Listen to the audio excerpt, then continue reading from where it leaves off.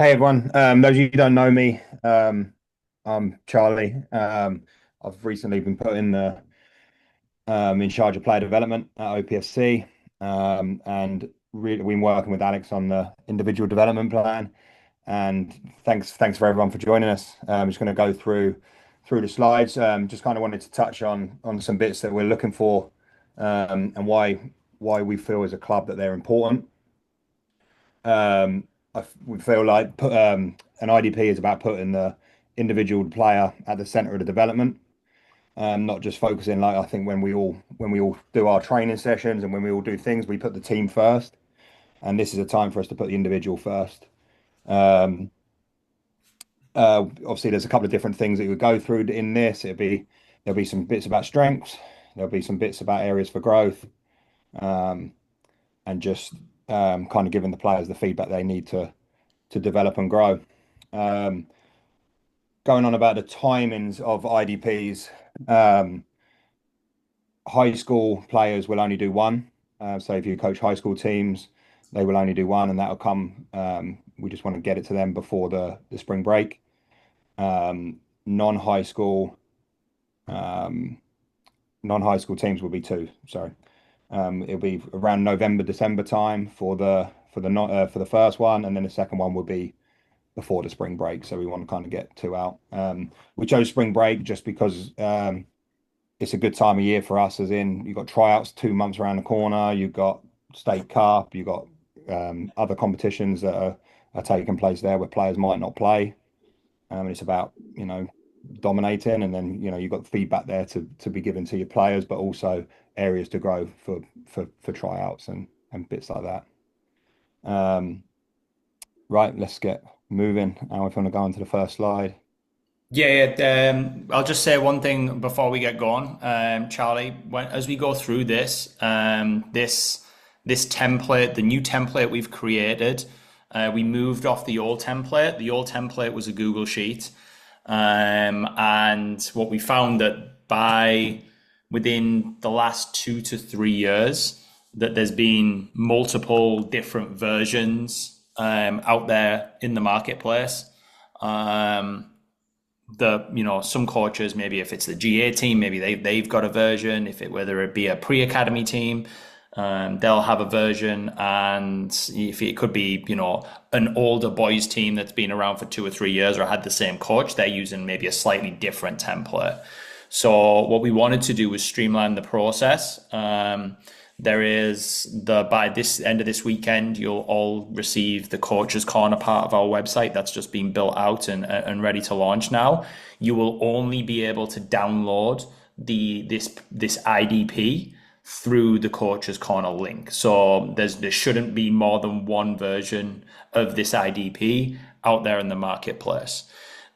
This will be available. This one that I've got here for the guys who are using Macs or iMacs or MacBook Pros or whatever you might have. This one is all built in Keynotes. There will also be a PowerPoint version of this. Whenever you complete an IDP and you want to send it to a family, you can save it, or you should always export it as a PDF and then send it that way. It's when you start sending things, depending on your programming you've got on your laptop, or whether it be an iOS update that someone hasn't got, it can mess around with the keynotes. Where this way, at least you can text it to people on a PDF or an email or anything, however you want to share it. As I go through this, and once Charlie goes through a couple of the pages, I'll talk a little bit about how you can change and modify things. This bar here on this left-hand side, you won't see. This is just for me personally, just because it's just to how build all the layers on the imagery side of things. But I'll go through in a little bit about how you would edit some of these categories and fill in the IDP. Charlie, Yes. over to you, big man. Okay, first page is just kind of this is just a setting, and you'll go through this every time you meet a player. We do when you're doing this with a player, we do recommend that it is in person, as it is difficult to be able to do the what you'll see in a couple of pages over just sending to them. So it'd just be a breakdown of where the meeting is, individual actions review. So you'll be reviewing the players past, for example, here players review past 6 weeks based on previous IDP goals and objectives. It'll be just looking at ways for you guys and how you're trying to solve problems as far as what the player needs to work on, and and all these little details, whether it's film review and then obviously going over what is next. This will stay the same throughout the whole year pretty much. There might be the odd thing that changed, like jersey number or whatever. But for the most part, it will stay the same. It's just a description of each player and all their details. This one, I think Alex is going to go a little bit through this, but it's pretty simple as far as what position they play, their primary position, their secondary position, and on the right hand side you can see just an example of things that we feel important for each positional group. Yeah, I think this is pretty easy to figure to change. You just drag the red one and change the letters. If you need for example, guys, if like you've got Caden here, actually he's a centre forward, you can move any of these round. It's just a click, drag and drop. Okay, he's actually a centre forward, so you can just change this to positions. This can be however you want.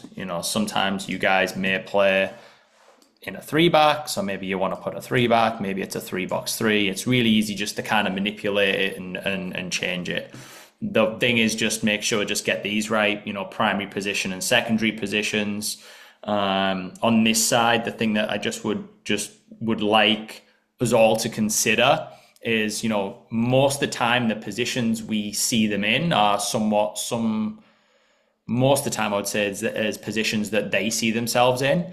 There may be a secondary position that we've identified, and it's important for us to help them understand some of their key areas that they have as a player, those key attributes, and how it translates to what we look for as a program, as a team. For example, me and Charlie coached a kid called Xander Morris over the past two or 3 years. He went from primary position being a left winger. Okay, then 1 year, all of a sudden he was a left back.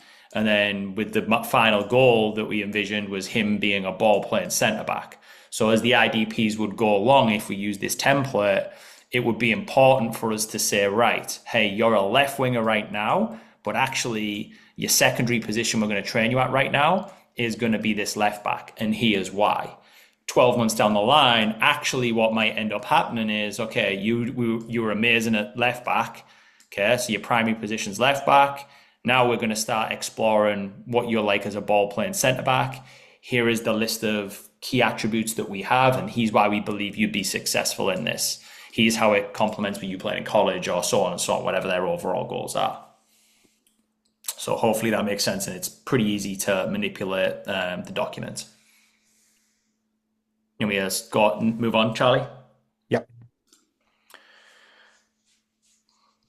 I'll take this one. So principles of play. It's something we've talked about for a long time. They are finished. They are in stone now, and these will be launched on your Coach's Corner as well, along with documentation for our principles of play.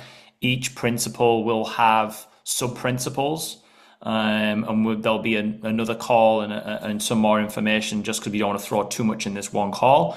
But we will score players rather than based upon shooting, dribbling, passing, just giving them scores for general individual actions.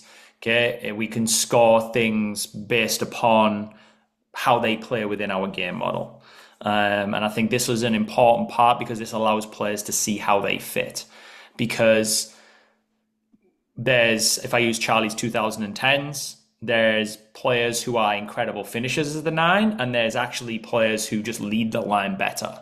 So if you were to say I was scoring a number 9 and their shooting and their finishing is 5 out of 5, for example, or a 4 out of 5, they were going to think that probably they should start the game and that, well, actually, why am I I'm actually killing it in this area, where we want to speak more so to the game model itself, and how they're playing within that game model. And then as we go through this IDP, we'll then dig into the actions that they need to develop versus just putting a score on it. I'm not a big fan of scoring individual actions, because I think it can kind of get skewed based upon developing a player. They start to pay attention to the low numbers versus what they really need to do. Charlie, you want to add anything on that? No, each one, Alex, is going out of four, it's going out of four, right? Each rating. 5, 1 out of 5. Five.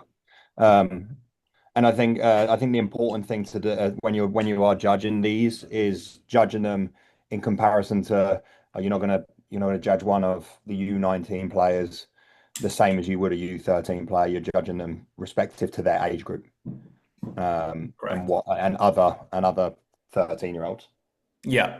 Otherwise, a 2014, if you're scoring a 2004, if we take Evan's group, for example, or Egan's group, you're going to score them on 1 on all of the things, because they're never going to be anywhere close to what a U19 would be if a U19 was, 5 out of 5 or a 4 out of 5.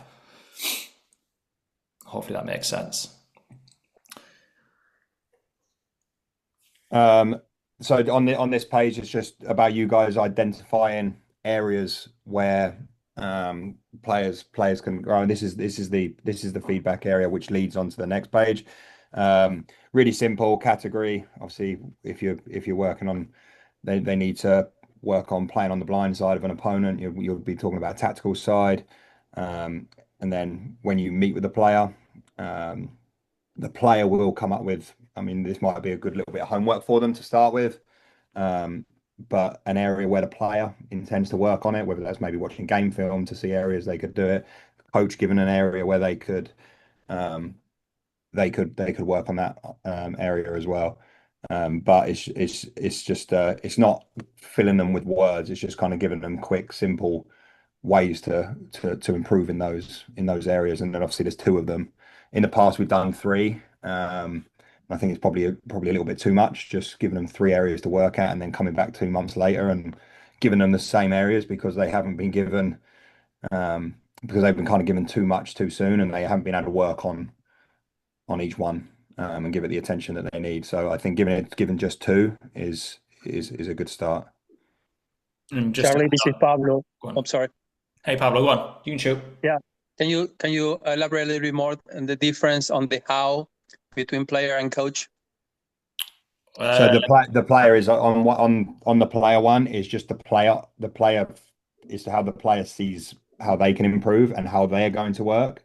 The coach is identifying how the player should work. So it's the coach's opinion and the player's opinion. Okay. I'll give you an example here, Pablo. I'll give you an example. So let's say, for example, we'll stay on the trend of forwards because they're generally the easier ones to do. I want to increase, the player wants to score more goals, right? Okay. Then a coach, as an example for a coach in an IDP would be go, okay, what kind of goals? Because there's, you can do a bicycle kick, you can score from 25 yards, towering header at the back post.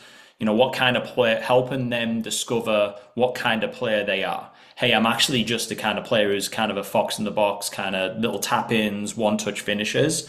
Great, let's dig into that. Okay, so if you're a player, what are you going to commit to in order to develop that? Okay, great, maybe. And now it's just like coach, like finding areas that kids and helping them identify ways of setting goals. So let's say, hey, I want to try and get 75% of my shots on target. Great. Well, I mean, most people on this call, if not all the coaches on this call, have access to a VO camera. Okay, great. If we film the game, the kid can go and review their footage and they can go and see if they hit that mark. Did I hit 75% or didn't I? Yes or no? I would avoid doing it every game just because, naturally players have good games and bad games. Over a period of time, an average, over 6, 7, 8, 9 games, you can really start to see a pattern. And then when you go back and review, now we can start talking about, okay, you hit your mark. Yes. Was that too easy, too hard? Do we need to change that goal, change that objective? The coach's explanation of how he wants to do it is building on that. So if they give you the way they are going to do it, your job is now to add one or two things that help them create better goals. Me scoring more goals as a player is a goal, but it's a pretty black and white, vague goal. To be a good goal scorer, you've got to have 5 or 6 different layers to that, and there's steps to take. So the coach's role in this is to support their identified goal and then adding pieces to help them achieve it, help them put the little bits of success, the little stepping stones to get to their final destination that they want to achieve. The one thing I would really push you guys is, and I had this conversation, me and Connor had this conversation with some people yesterday, is these IDPs are designed to develop what players are good at and try and make them great at something. And what I mean by that is there's a podcast, and I'll share it with everybody on the coaches page, that Man United's old academy director used, and he said, when we got Marcus Rashford, we didn't try and teach him how to 1v1 defend. That's not what made him great. We had a left back, we had a centre back, we had all these other players. What's actually going to make the player play at his highest potential level is us identifying what he's good and try and teach it to be great. And I think that's a much more powerful tool for all our players, is by looking at a player saying, hey, he's actually what your skill set is. I know mom and dad want you to be a forward or a winger or whatever, but he is actually your skill set that you're naturally talented at physically, or maybe it's something you see the game differently. Great. We're going to nurture that, and we're going to help you achieve. And that's what's going to make you excel. That's what's going to make you stand out. And when you start to look at this from like myself as a college working when I recruit at college events, I'm not looking for the kid who's got 7 out of 10 of everything. I'm looking at like, what is he really good at? And like, does that help my team? Right? I don't need a right winger to be an incredible 1v1 defender. I don't need my centre forward to be a good 1v1 defender. I need him to score goals or hold up the ball or bring other players into play. So I think as we start to go through, change the way we do things with these IDPs, it's really important to focus on the individual's talents versus just picking out things that they're not very good at that they need to get better at. And I think that's partly our job, is you're going to sit in these meetings and we're going to sit there and the kid's going to come like and say, I need to get better at this. Well, I can get better at this. Yeah, we can all get better at our jobs as well on a daily basis. But like, we should have jobs and roles that complement our skill set that we bring to the table. It's no different from a player. We've got to make sure that we are doing what's best for that player. Hopefully that helps and answers that question in a long-winded way, Pablo. No, it was good. Thank you very much. I understood. Charlie, anything else you want to add on that slide? No, that's it's good to go. Okay, this one, guys, and this one's added in. I added it in from my A license I did. And it was one of the feedback I got from them was the use of game film. Okay, so while this is just an image, it's not an actual video. You can drag and drop these videos into your PowerPoint or your Keynote, and you guys all have access to VO, and you can now find players' individual actions really easily. So I think if you spend the time, this will be optional for coaches, this one, because we know we are throwing a lot of you guys getting through a new way of doing IDPs. For the coaches that truly want to dig into this idea of player development, this will be a valuable tool just to drop in 1 or 2 clear videos that identify the objectives that we're trying to achieve, right? Here is the reason why. Hey, X player, you did X, Y, and Z in this clip. This is what we're actually looking at. And you compare it over time with a bad action and then pair it with a good action and what they did well. So you can kind of show them over time. Or this could be maybe it's the first IDP. This could be an action that they see themselves getting it wrong. Maybe you've found a clip on, I don't know, Peacock on a morning watching a Premier League and you've just screen grabbed it on your phone. That's another way you can do it and drop it in and go, actually, this is what we're looking for. So this one, I just want to be clear, this one is optional. This slide is optional for you guys to put in. I do think it's hugely valuable for long-term development, but we want to make sure we get the other bits right. If you guys feel comfortable within the IDP, go for it and add it in, and we can always help you. Me and Charlie can always help you on this. But this one is, like I said, just completely optional. All right, back Really to quick question, Alex. Go on, yeah, go on. Yeah. So for those clips that you have, do they have to be tied into the development objectives from the previous slide, or can it be something different? I think it should be connected. Otherwise, if we go from objectives and then something that's completely different, we're now not having 2 objectives, we're having 3 or 4 potential objectives. And then we can only develop so many parts of a player's game in a short window that we have them. We don't have them every day. For some of us, it's twice a week. For some of us, it's 3 times a week plus games. So that we really want to hone down in like, okay, we've identified something. Now we're going to watch what goes right and wrong, and now we can see if we got better at it.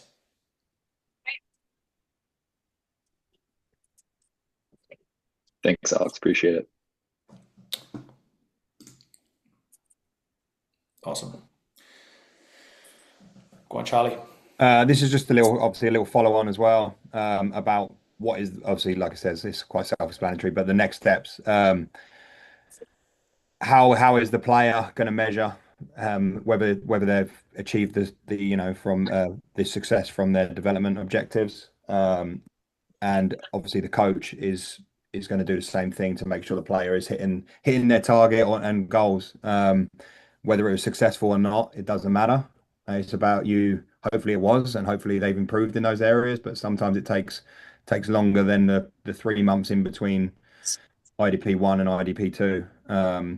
But yeah, this is just, like I said, coach led. It might be that you're meeting them for a meeting, playing in-person meeting.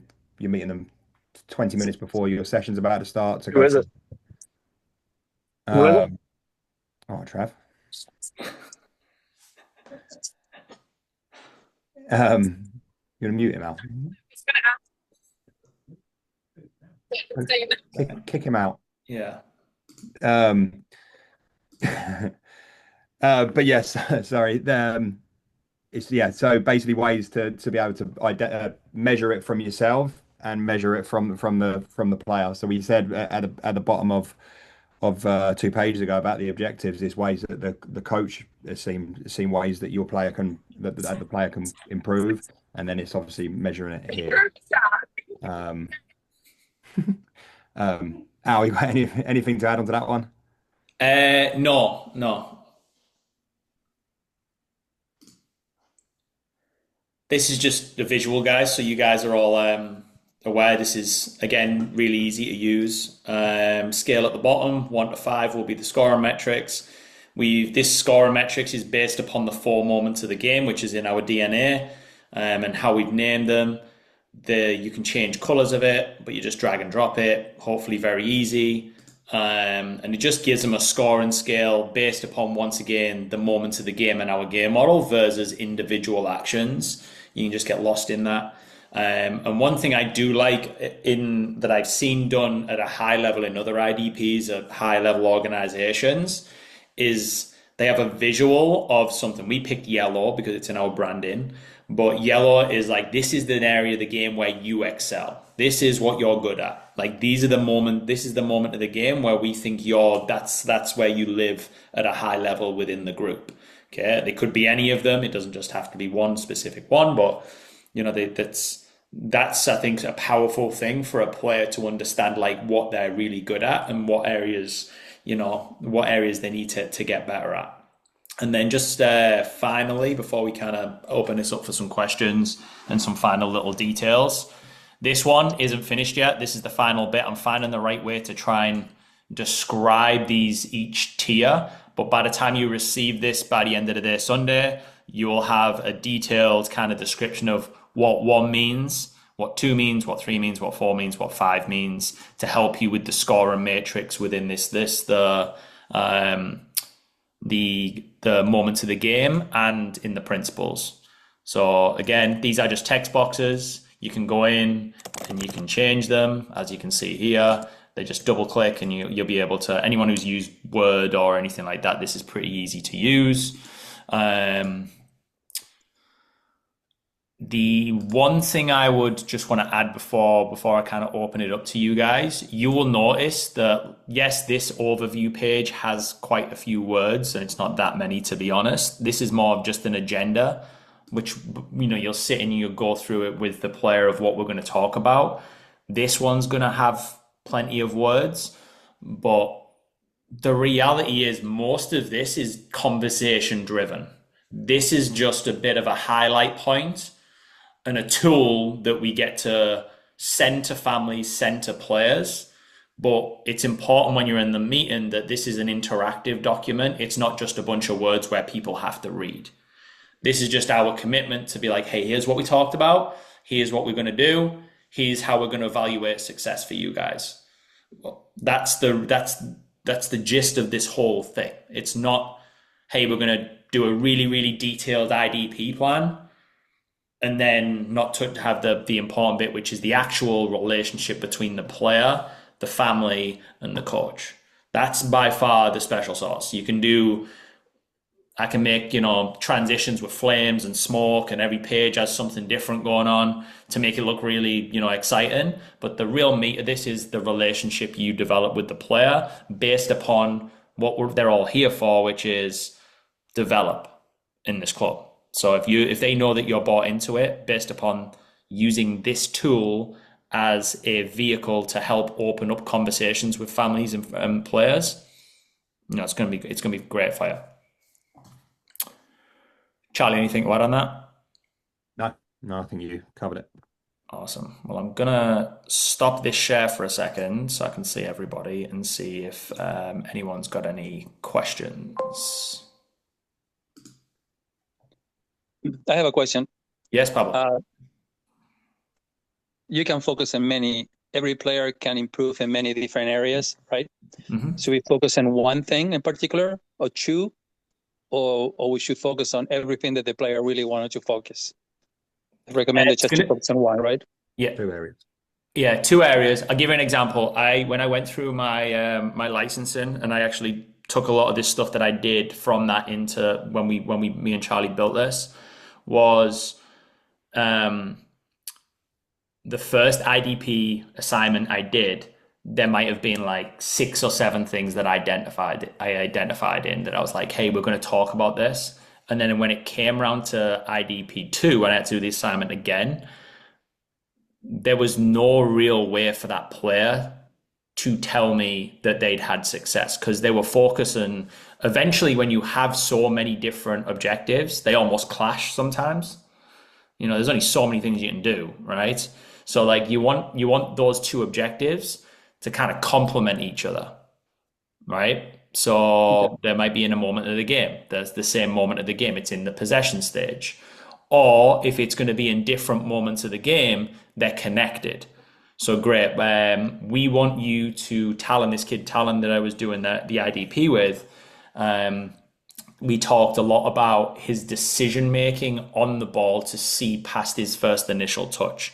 So we just went through this idea of, okay, how would we identify that? And then he used to get mentally really kind of frustrated with himself, where he would almost check himself out of plays. So what we did was we said, hey, first moment, the first objective is this idea of vision and making decision making on the ball and getting the correct action.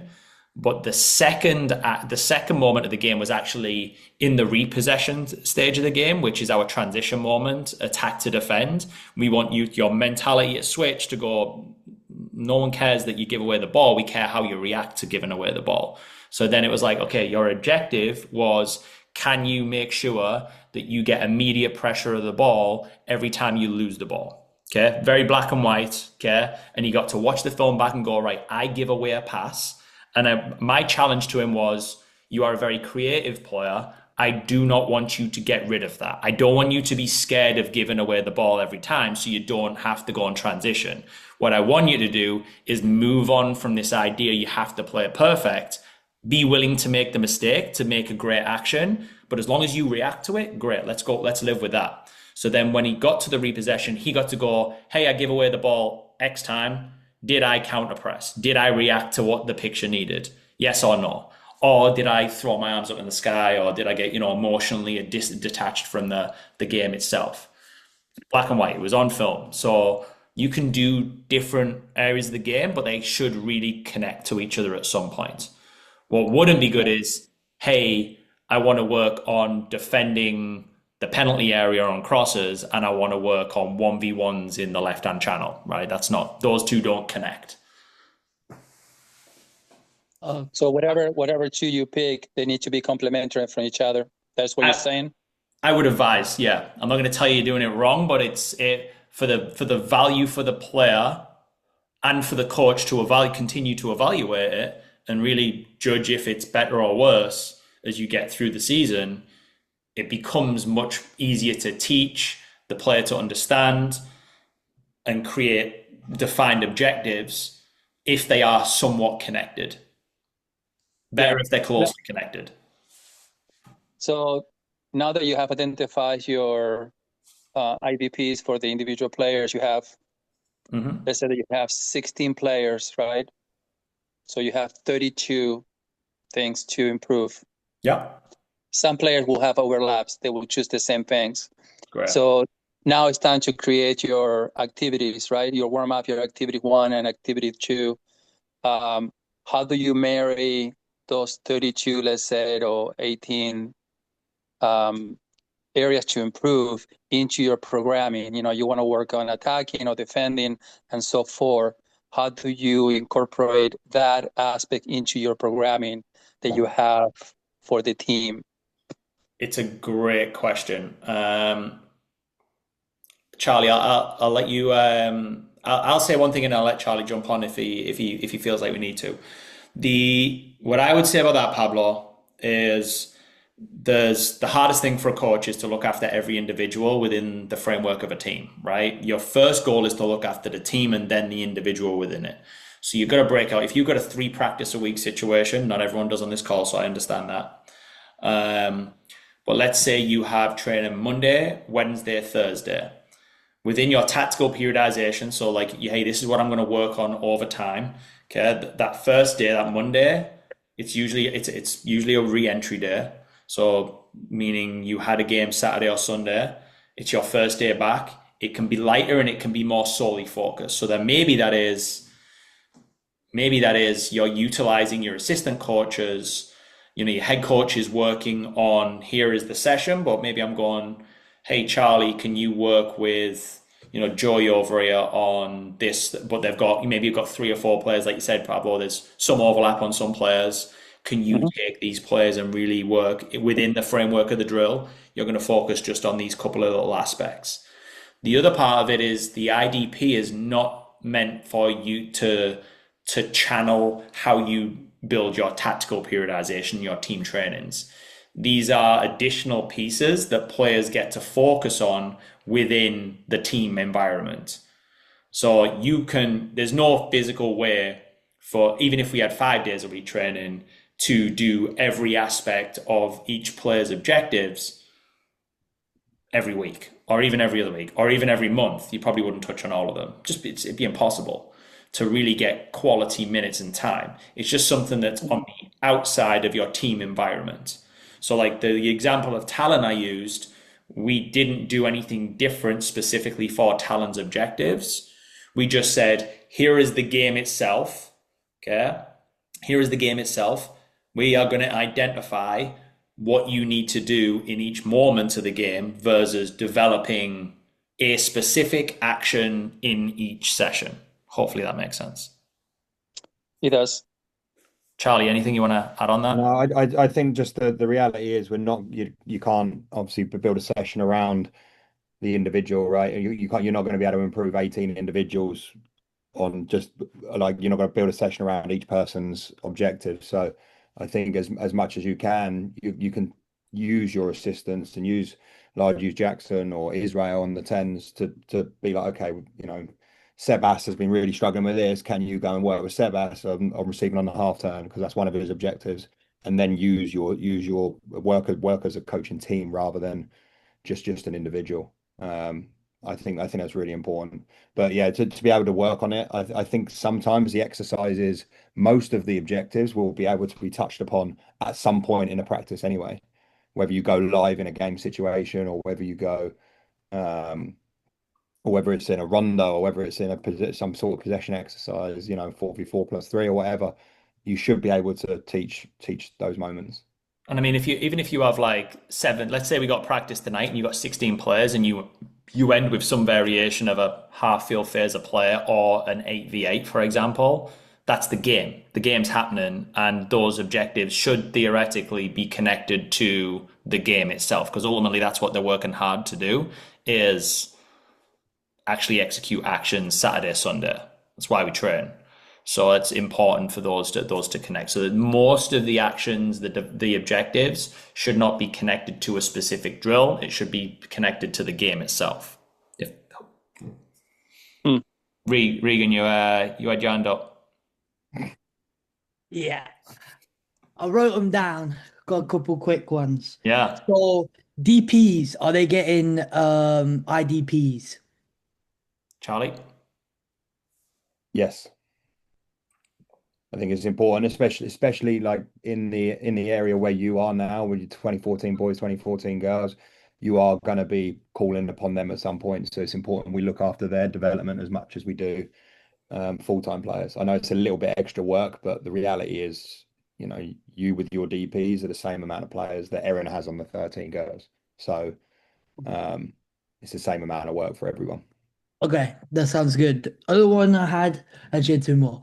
The first one was the with the IDPs. What do we do if players don't engage in them? Right, I sent them out last year to the 11s, and it took 4 emails for a response from half of them. So, what's kind of the plan for players that don't really engage in the IDP, especially with us doing the game, like film of the game moment, as well as the meetings. So like, how are we going about making sure they are engaged and diligent about that development? It's more for the older girls than my younger ones. I mean, the reality is, Regan, you can't force everyone to buy into it.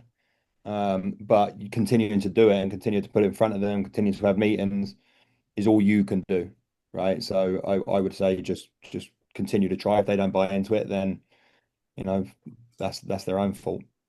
Can a player opt out? Sorry? Can a player opt out of doing IDPs? Yeah, opt out. Choose not to do it, or you have to do it. Well, they don't have. I mean, so the reality is that a player doesn't choose what we've identified for them to. They're not choosing what they're working on. We're giving them feedback on what they're working on. Yeah. So they're isn't that part of the requirements of being an academy player, that you fulfill your commitment with the IDP, or is not a requirement? It's not a requirement. Okay.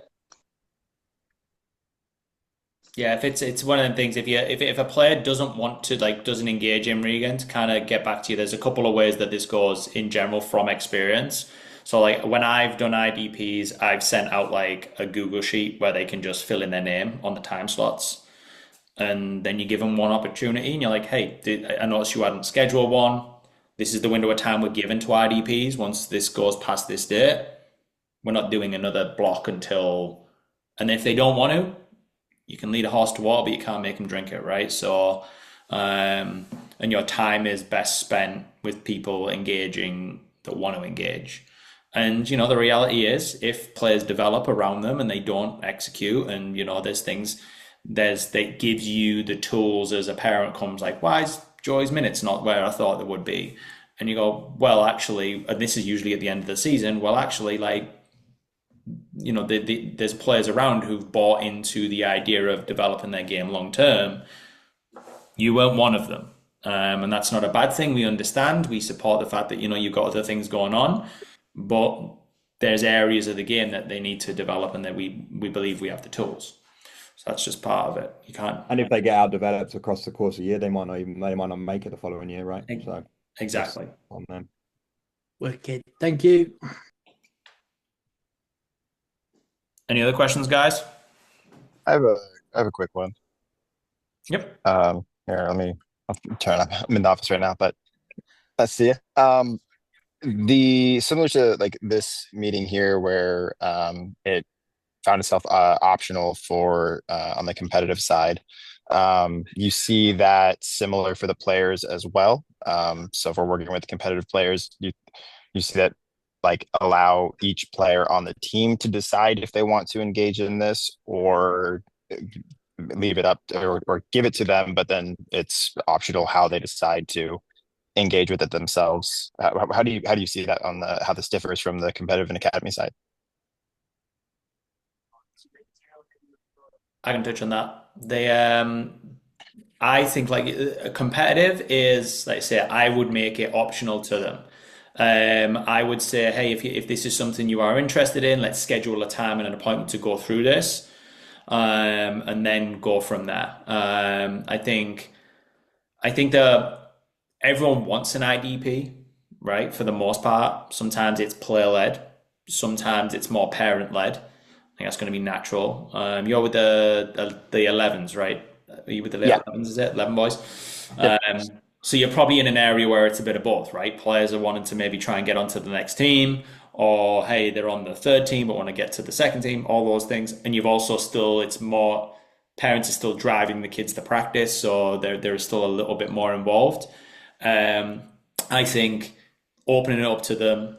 I think maybe asking more questions of, hey, we have an option where we can do some game film clips if it's something that you want to do from your VO. Is that something you would be interested in?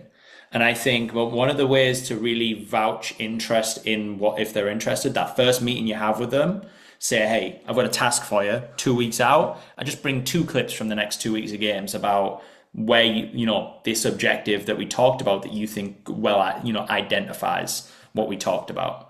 I mean, they can screen grab it on their phone. They probably know how to screen grab it better than anything else. So they can, and they can literally send it in a chat between you and the parent, or via email, or even kind of with you and the coach and staff. They could show you at practice. Like all of these things are, and you start to learn about how invested the kid is in the process of their own development that way. I think it's always a good to always follow up with like, here's your task. And you could always scale it down a little bit as well, David, as in like you could take the video page out and it could just be the objectives and way that you identify that they could improve on it rather than the players as well. And getting everyone involved, you could just do coaches objective and just go from there. Yeah, I'm add on that. One of the things I did with them over the summer was if there was something I was asking, something that I'm looking for from them, would identify like a professional player and be like, hey, go look at clips of this guy. Like this guy does this thing that I'm talking about pretty well. And so then they would go and do that. So maybe an easier way where they don't have to assess themselves, but they can kind of go and look at, on the professional side. Do these, and I'm sorry if you said this, if I missed this, but are these conversations supposed to be player to coach, or are they supposed to be player coach to family when they happen, or is it the family just in the loop because it gets sent to them afterwards? Did I miss that part early on? No, it's good. I always, and I think for me, I've seen a bunch of people do this different ways. I always think the first IDP is helpful to have a parent in the room because they get the idea of it. This is pre-high school, by the way. So once it gets to high school age, it's player driven. Like let's get them in the room. Let's make sure that we're able to have a good conversation with those guys without the input of the families. The younger ones, I think the first meeting is really powerful if you can have a player and a parent, because if they understand that you guys care about them, the second meeting they're like, okay, now it's time for Joy just to have their meeting with coach, they're going to see all this. Once you've completed this, you're saving it as a PDF, it still goes to the family, they still see it, but now they know how this is, they know how this works, they know what we're asking of them, and they know that I think if we go down the pathway of just identifying things that these players need to develop to reach their potential versus just teaching the broader game itself and saying like, hey, the kid who's barely ever going to defend as a 9 is not going to be learning 1v1 defending as a centre back. I think it helps for sure. One of the other things that I've seen a lot of coaches do, and I've seen Nate doing this quite a bit recently when we train next to each other. He'll schedule like a 15-minute slot before or after training to meet with people, and he might bring his laptop out or he might have it printed out. But that's also a good way to do it, and it just means that you haven't got to go out your way to go and schedule another meeting and find a place to host a meeting or do a Zoom. You can just do it. You just add in half an hour. If you do one meeting before, 1 minute after, you're just adding half an hour to your day. Yeah. Great. Hey guys, I got a Thanks. question about oh sorry, David. Quick question about like workflow. Can you guys kind of just like talk us through like from beginning to end, like the process of how we're supposed to fill it out? Because I'm a little bit confused around it's player identified goals, but coach identified actions. At what point, like, do we go to them first and say, hey, like this is the thing that your IDP is going to be focused on, 1 and 2, and now you set 2 goals around that? Can you just like kind of talk through that? Charlie, do you want to show it on that one? I mean, Yeah, can you put it up? It might be. yeah, give me 1 second here. Let me just share my screen again. We got that? Yep. I think the way I see it and the way I think Alex sees it as well is just when you're going through the area, objective 1 identified area, you're identifying that problem, right? Like it's not the player identifying the problem. It's not the player wants to score more goals. I think that's you identifying the problem, especially with the younger age groups. And then down here is just like this is how the player thinks they're going to improve that, and this is how the coach thinks they're going to improve that. Does that Okay, make sense? so we're having them, or we're filling out the player section with them in With that them, yeah. IDP. Yeah. Okay. Correct. And then do you want us to have our section as coach already filled out before then? I I think think it'd be a good idea. Or do it based on their answer, I guess is my question. so. This Because bit, I don't want it to necessarily lead them to what Yeah. they think their answer should be. yeah. So do you see this bit? Yeah. Yeah, that bit can be filled out. This bit is open to the conversation. This is where Love like it. you've Okay. identified areas.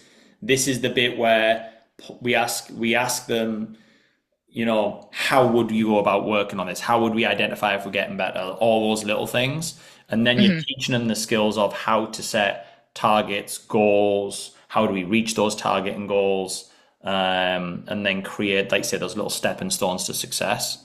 And then the idea of the coach is like, 1, what are we going to do, right? What are we going to do to help you along the way? Are we going to check in after, hey, we're playing Capital FC in 3 weeks' time. Okay, by then we've had 3 games. We're going to just touch base at the end of that game. Great. That will go in your next steps bit, which is down here. But here is, okay, can we also help them create a broader scope on how they're gonna reach that goal? Yeah, tie it back to the identified area in our game model. Okay, Correct. awesome. And the context prior to that is important. So I would never do an IDP the first month of our training, like if you get a team, because you know nothing about the player. So by the time you guys do these IDPs, it's great because you already have that kind of little bit of a coach-player relationship where you've already probably talked about these things already within the game or within a training session. So the first time they hear it, it shouldn't be like, oh, 1 minute, I need to work on this. I've never heard this before. It's probably something that's connected to something you've already kind of identified within your training environment or game environment that you've had. And I had a second question just about kind of communicating with parents beforehand. I know last year a lot of parents had like never seen anything like this. I know it's a very like specific to soccer, like doing an IDP. But I was just wondering what information they're going to get from club leadership, technical leadership about this going into it.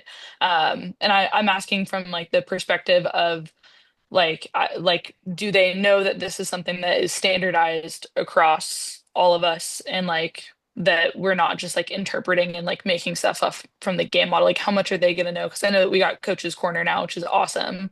And I was just wondering if there's going to be kind of like a parent version or parent information that will come up about it just to kind of Yeah, prep them. we can put something together for you, Aaron, on that one.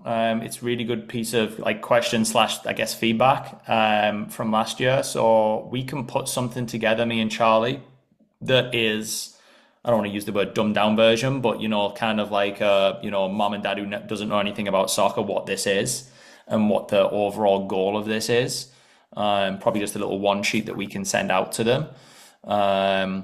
The I'm hoping, and this is back from your feedback you got last year as well, like this part, once we've got the scoring mechanisms in there, like what does that really mean? I think that's important, an important part of it. But we can speak to that as well in the little one sheet that we send. I'll make a note of that. That would be great. Thanks. Awesome. I have one follow-up question on what we talked earlier. We now have 3 years of doing the IDPs for players in the club, 3-4 years or more, something like that, right? 3 years. On the old model, yeah, 2-3 years. We've used the old kind of Google Sheet model that we've done prior. Yeah, I mean we officially did more and more IDPs. Yeah, probably about 2-3 years ago now. Okay. So, is there a central place where we accumulate all the data?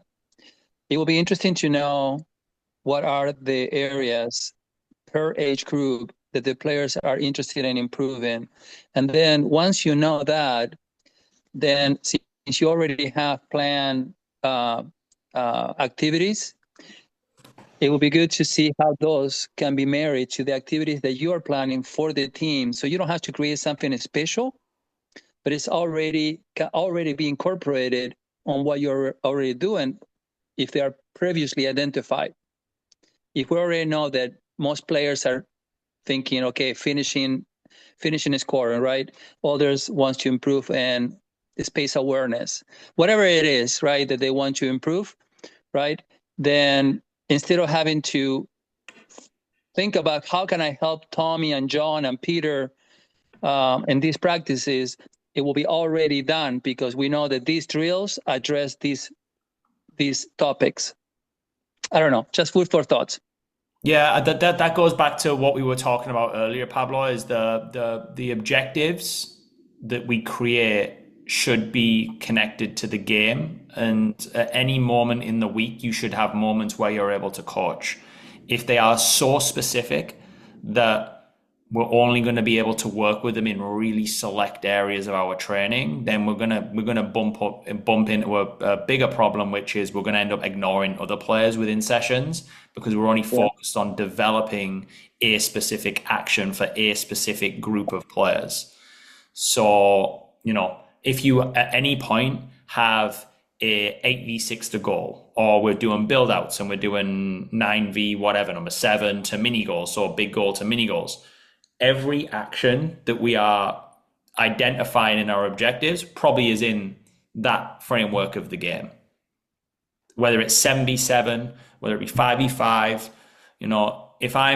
if we're doing 3v3 and I've got a centre back and I've got a winger and I'm looking at the winger trying to develop 1v1 and I'm trying to get my centre back 1v1, or I'm trying to combine, I'm getting players to think quickly, to combine quickly. All of those can happen within the framework of the games we're playing. We probably wouldn't have an idea of this is the objective, here's the drill. The game is the drill.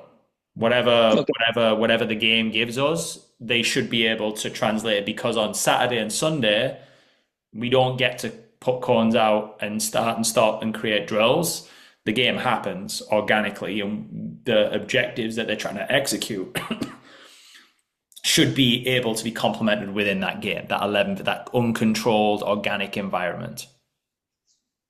All right, thank you.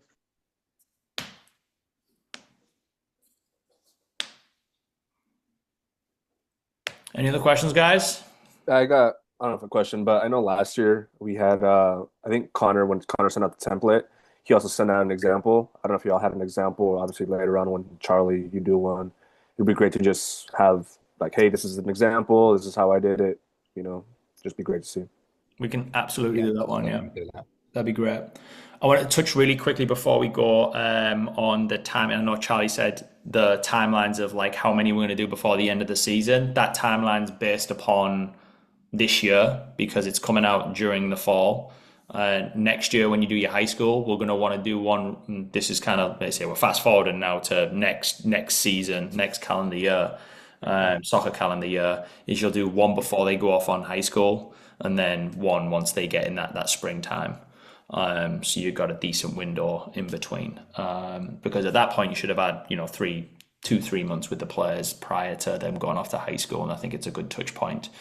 The benefit in doing it before spring break is you will get information from players and families about one, how happy they are. We don't want to get blindsided when we go into tryouts. That's another really important thing. Any concerns that they might have and bring up to you guys within that, you kind of get a feel for what's going on behind the scenes. You have time to work with the player and the family going into that following season. So that's an important timeline that you guys have just got to be a little bit more mindful of. You being one of them, anyone in this kind of like older high school age group, Connor's another one.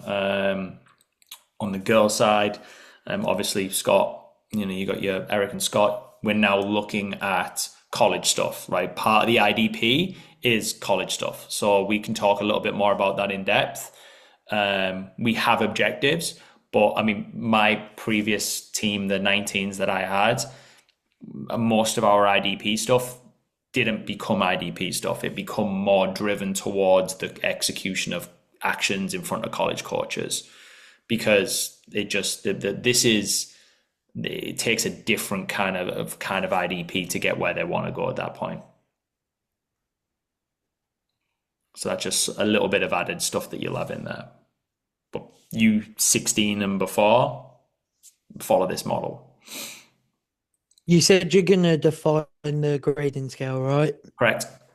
Yeah, and just so you know, it's already defined. It's just not. I'm trying to find the right words to put it in there. That's if I'm honest. The scale.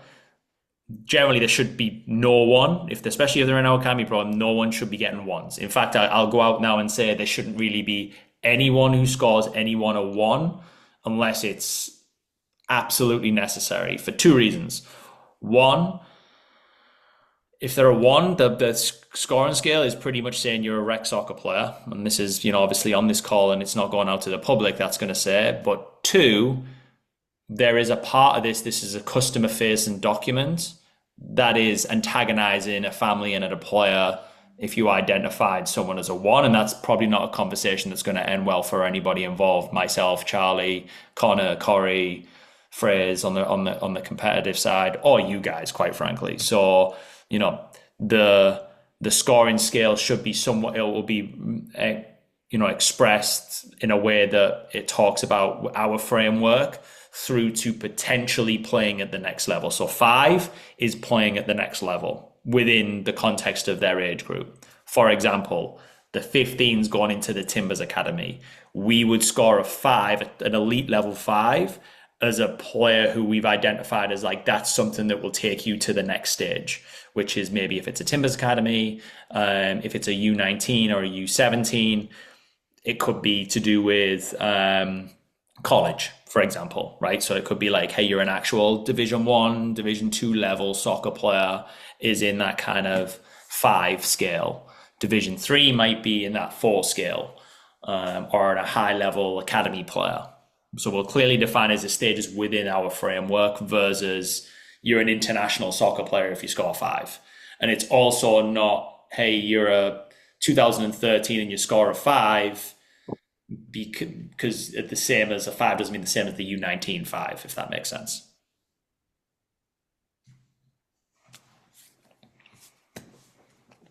I had someone put someone in the chat. Let's see. Connor just said thank you. Oh. Perfect. Thank you. All right. Any other questions before we jump off? What I will do is this is recorded, so I'll stick it in a Google Drive so you guys can go back and download it. And if there's anything that you want, if you want to kind of watch back through any of it, and let's say this will be available end of day Sunday. It'll be a password protected part of our website, and you guys will have the password, and it'll be literally downloadable links. So there'll be a button in our IDP part. You'll click the button, it'll just put a Keynote and PowerPoint version, and you'll be able to click which one's relevant to you. And then, yeah, if there shouldn't be any issues with downloading it. If there is, we'll also share it in a Google Drive so you can go in there and download it from there as well.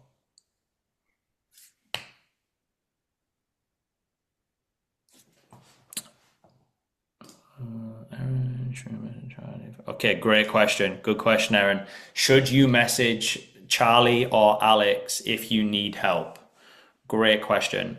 If it's a technical thing, you reach out to me. If it's something to do with the documentation, or like it's not working, it's not downloading, or hey, I'm trying to figure out how to embed some video and it's not quite working, you can come to me for that. If it's the day-to-day stuff of it, go to Charlie.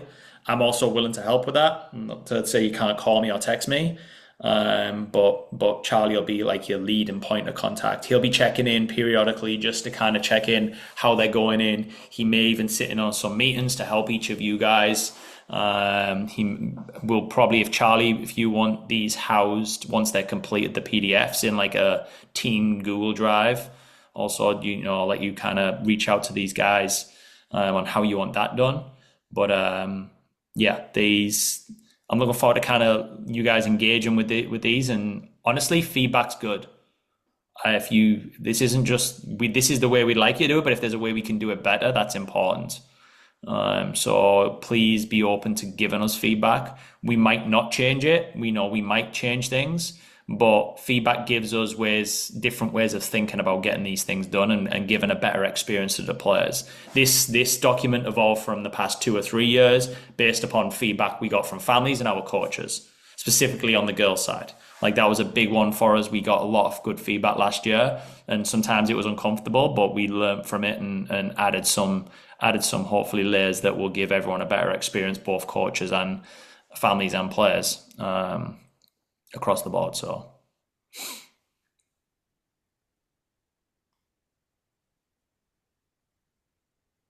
thank you. anything else? Yeah. Thanks everyone for joining. All right. Thanks, guys. Thanks. Have a good day, guys. Appreciate it. Thanks, Alex. Thanks, Charlie. Bye.